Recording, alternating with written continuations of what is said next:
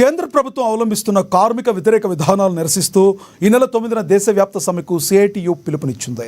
ఈ సమ్మెతో ప్రధాని మోడీకి గుణపాఠం చెప్పనున్నామని జిల్లా కార్యదర్శి సాయిలు తెలిపారు. కార్పొరేట్ పెట్టుబడిదారులకు మేలు చేసే విధంగా కేంద్ర ప్రభుత్వం కార్మిక వ్యతిరేక విధానాలను అవలంబిస్తుందని, బీజేపీ పాలిత రాష్ట్రాల్లో 12 గంటల పని విధానాన్ని అమలు చేస్తుందని అంటున్న సిఐటియు జిల్లా కార్యదర్శి సాయిలతో మా ప్రతినిధి రాజుగౌడ్ ఫేస్ టు ఫేస్.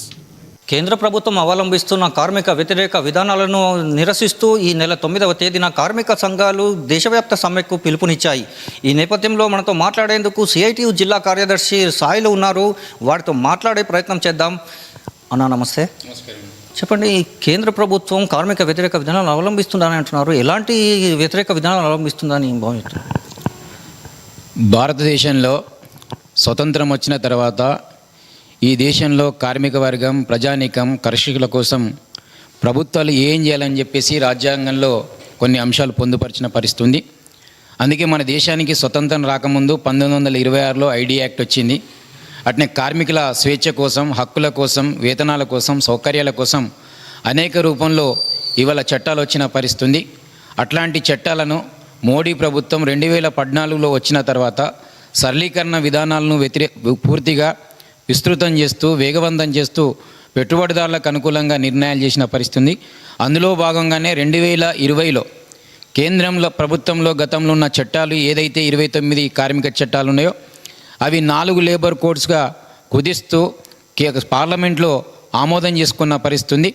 ఆ పార్లమెంటు సమావేశాలలో లెఫ్ట్ తప్ప, వామపక్షాలు తప్ప అన్ని పార్టీలు కూడా మద్దతు ఇచ్చిన పరిస్థితి.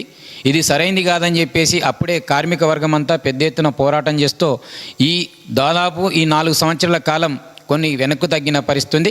కానీ ఇప్పుడు అన్ని రాష్ట్రాలలో ఈ 4 లేబర్ కోడ్లను అమలు చేయాలని చెప్పేసి కేంద్ర ప్రభుత్వం అన్ని రాష్ట్రాలకు సర్క్యులర్ అమలు చేసింది, సర్క్యులర్ పంపింది. ఇప్పటికే రాజస్థాన్, మధ్యప్రదేశ్, అట్నే గుజరాత్, మొన్ననే హైదరాబాదు, మరి తెలంగాణ ప్రాంతంలో కూడా కొంత ఇంప్లిమెంటేషన్ కోసం ప్రయత్నం చేస్తున్నట్టు ప్రభుత్వం చెప్తా ఉంది. ఈ 4 లేబర్ కోడ్ వలన కార్మిక వర్గానికి ప్రధానమైన ఇవాళ సమ్మె చేసే హక్కు, కార్మికులందరూ ఐక్యంగా ఉండి మరి యూనియన్ పెట్టుకొని, సంఘం పెట్టుకొని పోరాటం చేసే హక్కు, ఇప్పటిదాకా అమలవుతున్న ప్రమాదం కావచ్చు, ఈఎస్ఐ కావచ్చు, పిఎఫ్ కావచ్చు, ఇట్లాంటి సౌకర్యాలు కొంత దూరం పోయే అవకాశం ఉంది. ఇది సరైంది కాదని చెప్పేసి మేము అడుగుతూ ఉన్నాం. అంటే ధరలు పెరిగినప్పుడు గత 5 సంవత్సరాలకు 3 సంవత్సరాలకు ఒకసారి వేతనాలు సవరణ చేయాలని చెప్పేసి చట్టంలో ఉంది, రాజ్యాంగంలో ఉంది. కానీ ఏ ప్రభుత్వం కూడా ఇది అమలు కావట్లేదు. పెరిగిన ధరలకు అనుగుణంగా వేతనాలు పెంచాలని చెప్పేసి అంటే ఇవాళ కేంద్ర రాష్ట్ర ప్రభుత్వాలు వేతనాలు పెంచట్లేదు.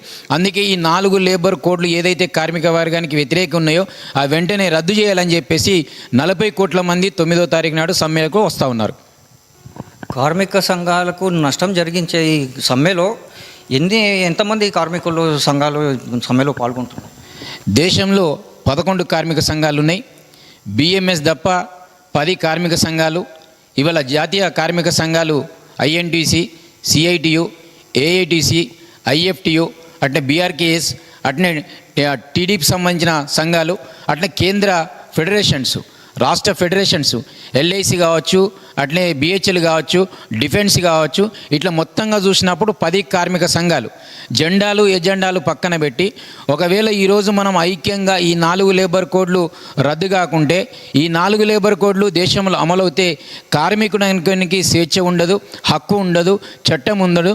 మళ్ళీ 100 సంవత్సరాల క్రితం ఏదైతే బ్యాక్ మనం వెళ్ళినట్టయితే ఆ రోజు పెట్టుబడిదారులకు, పారిశ్రామికవేత్తలకు అక్కడే పనిచేసి అక్కడే మనం నివాసం ఉండే పద్ధతిలో బానిసత్వం ఎట్లయితే ఉండేదో మళ్ళీ ఆ ప్రయత్నమే ఇక్కడ భారతదేశంలో మోడీ ప్రభుత్వం చేస్తూ ఉంది. కాబట్టి మన జెండాలను, ఎజెండాలను పక్కన పెట్టి ఈ మోడీ కేంద్ర ప్రభుత్వం మీద 4 లేబర్ కోడ్లు రద్దయ్యేదాకా మనం ఐక్యంగా ఉద్యమించాలని చెప్పేసి దేశవ్యాప్తంగా 10 సంఘాలు నిర్ణయించి 9వ తారీఖు నాడు జరిగే సమ్మెలో కూడా 10 కార్మిక సంఘాలు పాల్గొంటూ ఉన్నాయి.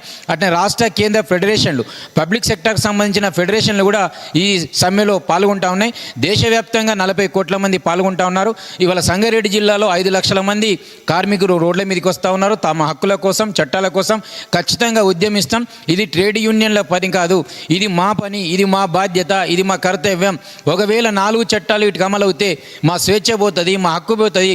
ఇవాళ మా సంఘాలు పెట్టే మరి పరిస్థితి కోల్పోతాము. మరి మేము ఇవాళ యాజమాన్యం మీద పోరాటం చేయాలంటే బయట నుండి ఉండే నాయకుడు ఉంటేనే గట్టిగా అడుగుతాడు తప్ప మేము అడగలేని పరిస్థితి ఉంటుంది. కాబట్టి బయట నాయకత్వం ఉండాలి, సంఘాలు ఉండాలి, యూనియన్లు ఉండాలి, చట్టాల చట్టాలు అమలు కావాలని చెప్పేసి కార్మికులు ఇవాళ సన్నద్ధం కావడానికి రేపు ఉదయం నుంచి బంద్ చేయడానికి సిద్ధపడతా ఉన్నారు. కార్మిక సంఘాలు పిలుపునిచ్చిన దేశవ్యాప్త సమ్మెతో కేంద్ర ప్రభుత్వం గుణపాఠం చెప్తుందంట అనుకుంటున్నారా మీరు? తప్పకుండా కేంద్ర ప్రభుత్వానికి గుణపాఠం జరుగుతుంది. ఎందుకంటే 2020లో 29 కార్మిక చట్టాలను కుదించి 4 లేబర్ కోడ్లు తెచ్చారు. దీనికన్నా ముందే భారతదేశానికి అన్నం పెడుతున్న రైతాంగానికి 3 నల్ల వ్యతిరేక చట్టాలు అమలు చేస్తామని చెప్పేసి చట్టం చేస్తే మోడీ ప్రభుత్వానికి పంజాబ్, హర్యానా అక్కడ చుట్టుపక్కల ఉన్న రాష్ట్రాల రైతాంగం గుణపాఠం చెప్పింది. ఇవాళ స్పిరిట్గా రైతాంగం చేసిన పోరాటంతోనే కార్మిక వర్గం, కర్షక వర్గం ఇవాళ ముందుకొచ్చింది. మేము పోరాటం చేస్తున్నాం కాబట్టి, ఐక్యంగా ఉంటున్నాం కాబట్టి 2020లో పార్లమెంట్లో ఆమోదమైన చట్టము ఈరోజు 4 సంవత్సరాలు ఆపగలిగిందంటే కార్మిక శక్తి. ఈ సమ్మెతో కేంద్ర ప్రభుత్వం వైఖరి మారకపోతే మీ కార్యాచరణ ఎలా ఉండబోతోంది?